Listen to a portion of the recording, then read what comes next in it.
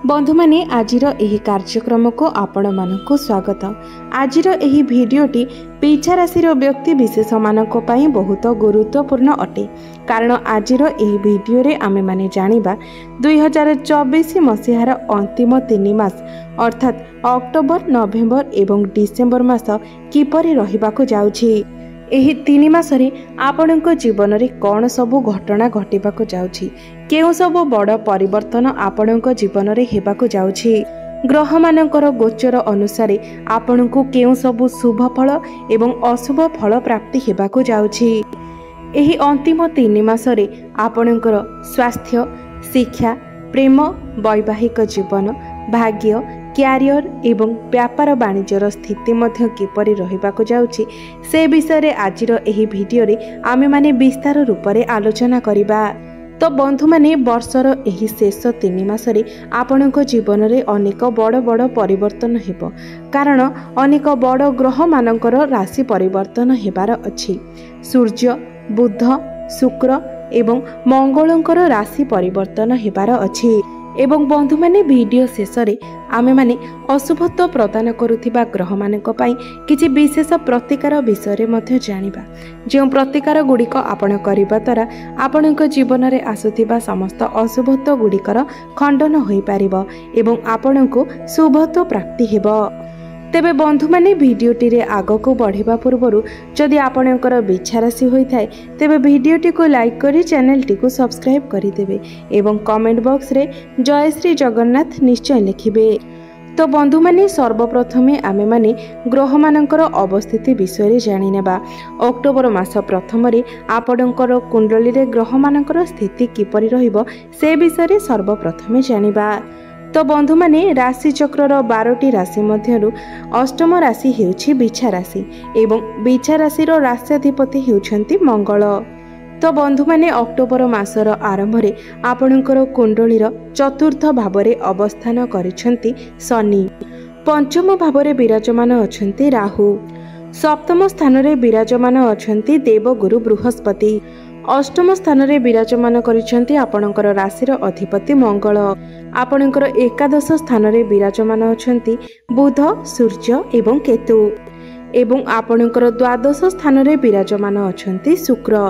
तो बंधु माने देवगुरु बृहस्पति आपणकर सप्तम भावरे विराजमान अछन्ति एवं एही संपूर्ण 3 मासरे गुरुଙ୍କର कोनोसी राशि परिवर्तन मध्य हेबार नाही, अर्थात 3 मास जाक देवगुरु बृहस्पति आपणकर सप्तम भावरे ही रहिबे। तो बंधु माने गुरु आपणकर सप्तम भावरे थिबा हेतु देवगुरु बृहस्पति आपणको प्रत्येक जगारे रक्षा करिवे, आपणकर ज्ञान रे वृद्धि कराइबे, एहा सहित आपणको गभीर ज्ञान प्रदान करिवे एवं आपणको धार्मिक मध्य कराइबे। एहा व्यतीत आपणकर राशिर स्वामी मंगल अष्टम स्थान रे विराजमान अछन्ति। 20 अक्टोबर पर्यंत मंगल आपणकर अष्टम भावरे रहिबे, मात्र 20 अक्टोबर परे मंगल आपणकर नवम स्थान को चलन करिवे एवं सेतेबेले आपणको विशेष ध्यान देबाको पड़िबो। तो बंधु माने सर्वप्रथमे आसंतु जानि नेबा आपणकर स्वास्थ्य किपरि रहिबो 2024 रो अंतिम 3 मासरे अर्थात अक्टोबर, नवेम्बर एवं डिसेम्बर मासरे। तो बंधु माने आपणको कुंडलीर प्रथम भावटी होई थाए आपणकर स्वास्थ्यर भाव, इम्यूनिटी सिस्टम रो भाव। तो बंधु माने मंगल आपणकर अष्टम भावरे अछन्ति एवं 20 अक्टोबर को मंगल आपणकर नवम भाव को चलन करिवे। तो बंधु माने 20 अक्टोबर पर्यंत आपणको विशेष ध्यान रखिबार अछि।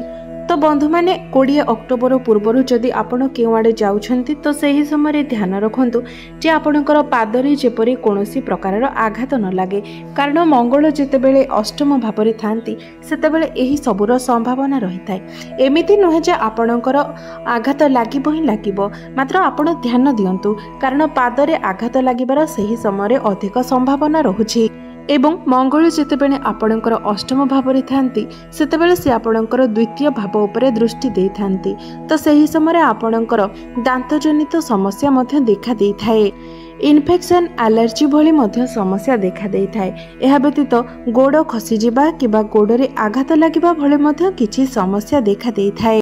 तो बंधु माने सूर्य, बुध एवं केतु आपणकर एकादश भावरे विराजमान अछन्ति एहापरे सूर्य आपणकर द्वादश भाव को चलन करिवे। तो बंधु माने प्रथमे आसंतु जानि नेबा आपणकर स्वास्थ्य किपरि रहिबो एही 2024 मसिहार अंतिम 3 मास अर्थात अक्टोबर नवेम्बर एवं डिसेम्बर मासरे। तो बंधु माने कुंडलीर प्रथम भावटी होइथाय आपणकर स्वास्थ्यर भाव, आपणकर इम्यूनिटी सिस्टम रो भाव। तो बंधु माने आपणकर प्रथम भावर अधिपति हेउछंती मंगल एवं मंगल 20 अक्टोबर पर्यंत आपणकर अष्टम भावरे रहिबे। 20 अक्टोबर परे मंगल आपणकर नवम भाव को चलन करिवे। तो 20 अक्टोबर पर्यंत आपणको निजर स्वास्थ्य प्रति विशेष ध्यान देबार अछि। 20 अक्टोबर परे आपणकर स्वास्थ्य को नेकी कोनोसी भी चिंता करिबार विषय नाही। तो 20 अक्टोबर पूर्व जदि आपण केवाड़े जाउछंती तो आपण निज उपरे विशेष ध्यान रखंतु एवं निजर खाद्य पानीय उपरे मध्य विशेष ध्यान रखंतु। एहा व्यतीत आपण निजर इम्यूनिटी उपरे मध्य ध्यान दियंतु। तो 20 अक्टोबर परे आपणकर जहाँ भी स्वास्थ्य समस्या थिबो ताहा सेथिरे सुधार आसीबो। 20 अक्टोबर परे आपणकर स्वास्थ्य को नेकी चिंता करिवार कोनोसी आवश्यकता रहिबो नाही। एबे आसंतु जानिबा विद्यार्थी मानक पाई किपरि रहिबो 2024 रो एही अंतिम 3 मास अर्थात अक्टोबर नवेम्बर एवं डिसेम्बर मास शिक्षा आपणकर शिक्षा क्षेत्र किपरि रहिबो। तो बंधु माने कुंडलीर पंचम भावटी होइथाय आपणकर शिक्षार भाव एवं आपणकर पंचम भावरे विराजमान अछंते राहु एवं राहु आपणकर पंचम भावरे अवस्थान करी आपणको विशेषज्ञ बनाउछंती। अर्थात आपण बेले बेले किछि करिबा पई भाबुथांती, बेले बेले किछि रिसर्च करिवार मनोवृत्ति मध्य आपणक भितरे आसीबो। बंधु माने राहु आपणकर पंचम भावरे आपणको बहुत चालाक चतुरता बनाइबे, मात्र आपणको अस्थिर कराई देबे। आपण निजको स्थिर करिकि रखि पारिबे नाही। आपण जदि गोटी काम करूछंती तो सेथिरे आपण सैटिस्फाई होई पारिबे नाही। आपण गोटी जगारे संतुष्ट होई पारिबे नाही, कारण राहु आपणको सर्वदा असंतुष्टि प्रदान करिथांती। आपण जे कार्य को जेते भल भाबरे कले मध्य सेथिरे आपण संतुष्ट होई पारिबे नाही। तो एही समय आपणको स्टेबल हबाको पड़िबो, निजको बैलेंस करिबाको पड़िबो। सेथिपई आपणको किछि प्रतिकार करिबाको पड़िबो एवं कोन प्रतिकार करिबाको पड़िबो ताहा हमें वीडियो शेष रे जानिबा। तो बंधु माने एही समय आपण अन्य मनस्क रही पारंती, आपणकर माइंड डाइवर्ट होई पारे, जहार प्रभाव आपणकर पाठ पढ़ा उपरे पड़िबो। अर्थात एहा द्वारा आपणकर पाठ पढ़ा खराब होई पारे।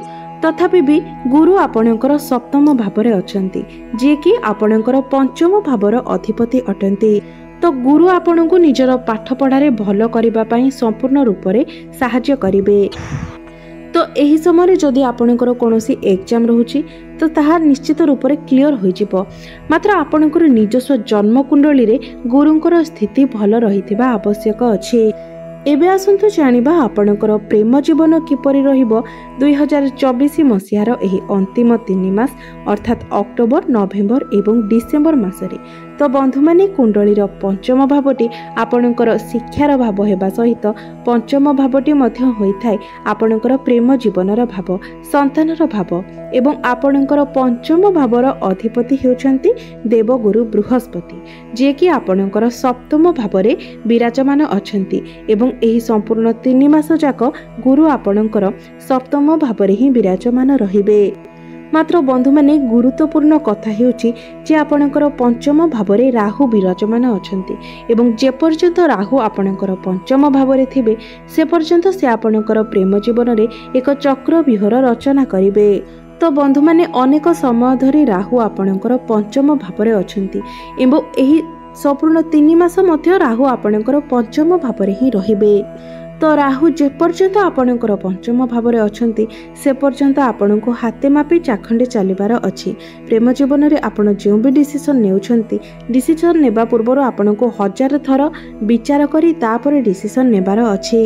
बंधु माने एही समय आपणकर गोटी छोटिया कथा बहुत बड़ मिसअंडरस्टैंडिंग रो कारण होई जाय पारे। आपण गोटे कथा भल पाई कहूथिले मध्य सेही कथार खराब अर्थ बाहरी पारे, कारण राहु हेउछंती छाया ग्रह। तो आपण जहा गोटे अर्थरे कहिथिबे आपणकर पार्टनर सेथिरु अलग अर्थ बाहर करिवे।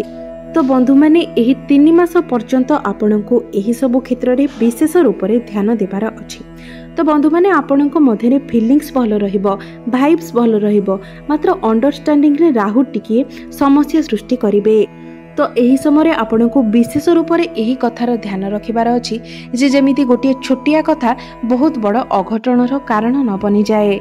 तो एबे आसंतु जानिबा आपणकर वैवाहिक जीवन किपरि रहिबो एही शेष 3 मास अर्थात अक्टोबर नवेम्बर एवं डिसेम्बर मासरे।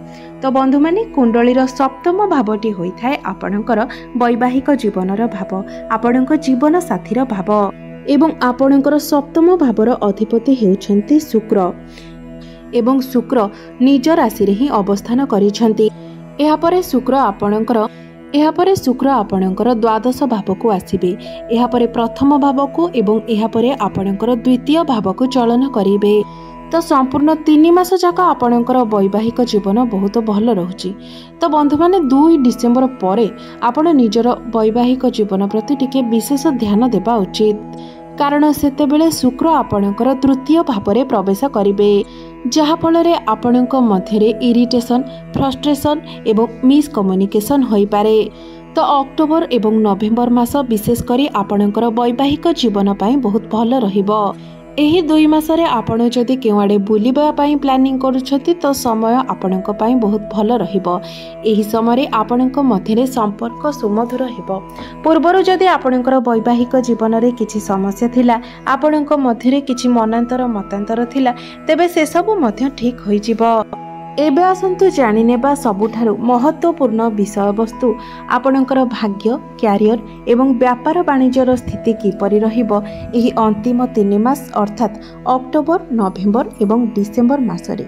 तो बंधु माने आपणक कुंडलीर नवम भावटी होइथाय आपणकर भाग्यर भाव एवं आपणकर नवम भावर अधिपति हेउछन्ति चंद्रमा, जे कि प्रति 2 दिन रे निजर राशि परिवर्तन करिथांती। तो बंधु माने जदि आपण कोनोसी बड़ कार्यर आरंभ करिबा पाई चाहुछंती, कोनोसी बड़ डिसिजन नेबा पाई चाहुछंती, तो ताहा आपण 16 नवेम्बर परे करंतु किंबा 15 अक्टोबर पूर्वरु। भाग्य सह जड़ित जेकोसी कार्य आपण 15 अक्टोबर पूर्वरु किंबा 16 नवेम्बर परे कले आपणक पाई भल रहिबो। तो आपणकर भाग्यर कारक गुरु आपणकर प्रथम भाव को देखुछंती। तो यही समय जदि आपण कौनसी शुभ कार्य करबा पाई चाहुछंती, कौनसी मांगलिक कार्य करबा पाई चाहुछंती, तो ताहा आपणक पाई अत्यंत शुभमय रहिबो, कारण गुरु आपणकर प्रथम भाव, आपणकर एकादश भाव एवं आपणकर गुरु आपणकर तृतीय भाव को देखुछंती।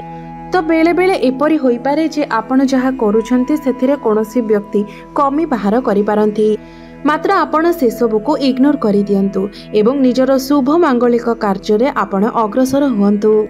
तो बंधु माने जदि आपण कोनोसी क्षेत्र रे इन्वेस्टमेंट करबा पाई चाहुछंती तो 3 मास जाक आपणक पाई भल रहिबो।